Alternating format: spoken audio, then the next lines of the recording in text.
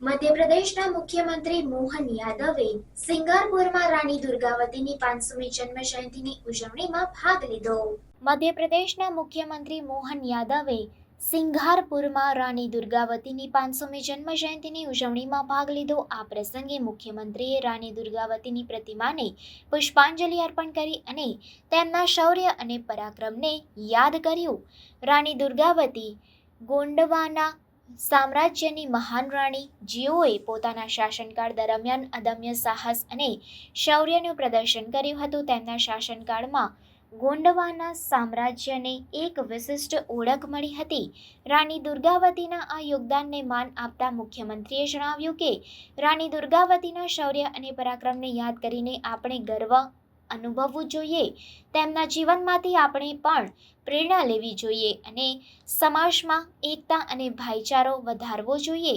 આ પ્રસંગે મુખ્યમંત્રીએ ગોંડ સમાજના પદાધિકારીઓ અને નાગરિકો સાથે મુલાકાત કરી અને લોકનૃત્યની મનમોહક પ્રસ્તુતિઓનો આનંદ માણ્યો. તેમણે રાણી દુર્ગાવતીના જીવન અને તેમના યોગદાન વિશે પણ વાત કરી અને જણાવ્યું કે રાણી દુર્ગાવતીના જીવનમાંથી આપણે શીખવું જોઈએ કે કઈ રીતે મુશ્કેલીઓનો સામનો કરીને સફળતા મેળવી શકાય છે.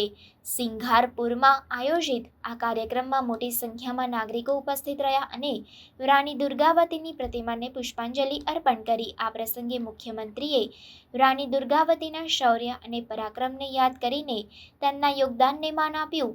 આ પ્રસંગે મુખ્યમંત્રીએ સિંગારપુરમાં કેબિનેટ બેઠકનું પણ આયોજન કર્યું, જેમાં રાજ્યના વિવિધ વિકાસ કાર્યો અને યોજનાઓ પર ચર્ચા વિચારણા કરવામાં આવી. તેમણે જણાવ્યું કે આવા કાર્યક્રમો દ્વારા આપણે આપણા સંસ્કૃતિ અને પરંપરાને જીવંત રાખી શકીએ છીએ અને નવી પેઢીને તેની મહત્તા સમજાવી શકીએ છીએ.